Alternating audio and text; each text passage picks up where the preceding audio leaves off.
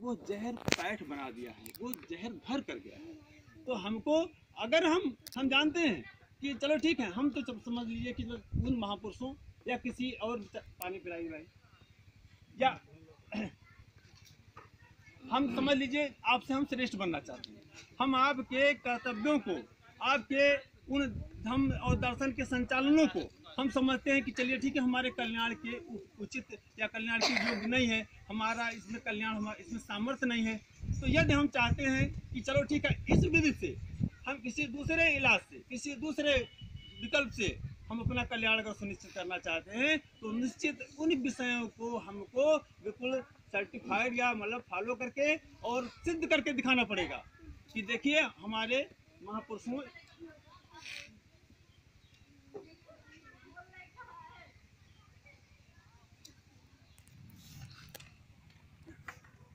अगर बाबा साहब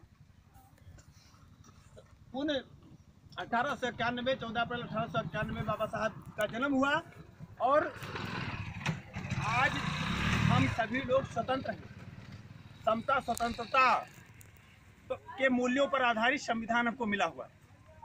और उसके बदौलत भी तमाम ये अशांति क्यों फैला हुआ है? तो तमाम अशांति इसलिए फैला हुआ है कि जिस प्रकार से लोगों को दर्शन मिला हुआ है, हम चाहे जिस दर्शन में पले बढ़े हों, चाहे जिस दर्शन में हम विश्वास करते हों, यदि हम मानव के अंदर अगर एक प्रेम नहीं पैदा कर सके, मानव के अंदर एक आस्था, स्नेह, कल्याण के निमित्त, कल्याण के कारण यानी कल्याण को सुनिश्चित करने के लिए अगर उनमें हम एक जुड़ाव नहीं पैदा कर सके, तो समझ लीजिए हमारा कोई किसी का धर्म वो सांप्रदायिक है, वो केवल कहने भर के लिए है। इसलिए साथियों, चाहे हमारा कोई संगठन हो, चाहे हमारी कोई संस्था हो, चाहे हमारी कोई विचारधारा हो, अंततः हमको ये दिखाई पड़ना चाहिए कि इसमें हमारा कल्याण समाया हुआ है और सबका कल्याण समाया हुआ है साथियों।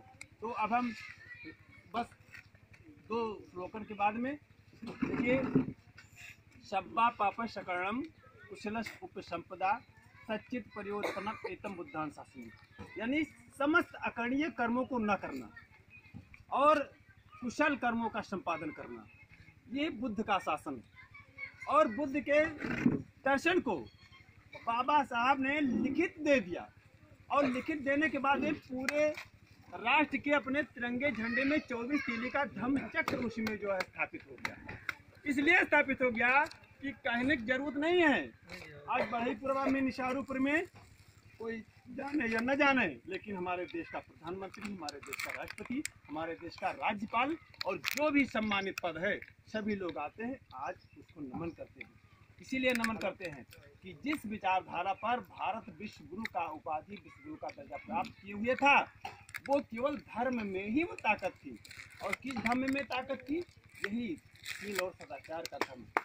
इसलिए साथियों, हम अपनी बात को कहने का हमारे भाव आप लोग अगर समझ गए हो तो मैं बोलने में सफल हुआ। बिल्कुल। हमारे भाव को अगर ना समझ पाए हो तो कोई बात नहीं, हमारे द्वारा किसी भी प्रकार का दिल में आपके जो है अगाध प्रेम, स्नेह ही जगना चाहिए।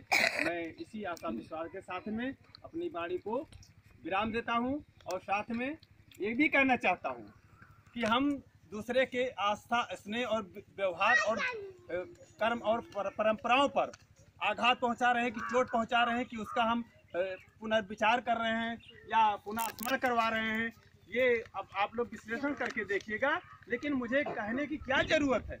मैं इनके बाप को नहीं मानता हूँ, मैं 4 बार क्यों तुम्हारे बाप को मैं नहीं मानता हूँ, तुम्हारे बाप को मैं नहीं मानता हूँ। अरे हमको इसके कहने की क्या ज़रूरत है?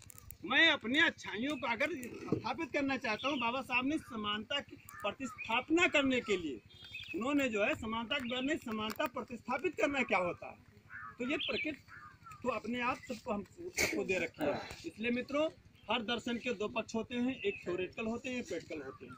इसलिए थ्योरी कहने से कुछ नहीं होगा जब तक हम प्रैक्टिकली अपने अंदर धारण नहीं करेंगे, हम अपने बच्चों में, अपने परिवार में, अपने समाज में धारण नहीं करेंगे, तब तक ये गोष्ठियाँ आप लोग बहुत साधुवाद में ज्ञापित करता हूँ आपको। कितने बड़े बड़े कार्यक्रम भैया, कितने बड़े बड़े कार्यक्रम, कहाँ से लेकर के कहाँ तक, जिसमें 2-2 रात का पांडे जी इतना बड़ा जन सैलाब उमड़ करके लोग बहुत सीनियर हो चुके हैं, 15 सालों को धर्म के रास्ते पे चलना ये छोटी सीनियरिटी नहीं है साथियों। इसलिए आज हम ये जो 10-15 की ये बात आप लोग कर रहे हैं, 10-15 की बात मत कहिए। और हम मंडल अध्यक्ष, हम प्रदेश अध्यक्ष, हम जिला अध्यक्ष, अरे ये पूरा विश्व कल्याण इसमें समाया हुआ है। इतनी बड़ी आपके पास उपाधि हुई है, ये मंडल अध्यक्ष, जिला अध्यक्ष माने क्या रखता है। इसलिए साथियों बहुत बड़ा पद, बहुत बड़ी आपके पास जिम्मेदारी है कि आपके उद्देश्य में पूरे कल्याण का, पूरे समाज का, पूरे विश्व का कल्याण समाया हुआ है। इसलिए हमारी विचारधारा बहुत बड़ी होनी चाहिए और हमारी सोच बहुत बड़ी होनी चाहिए। इसलिए तब हम सफल होंगे और हमारा किसी से कोई दुराव नहीं रहेगा, किसी से कोई वैमनस्यता नहीं रहेगी। हम सबको जोड़ेंगे, सब एक साथ चलेंगे और सबका कल्याण होगा। बहुत मंगलम। जय भीम, सबका मंगलम।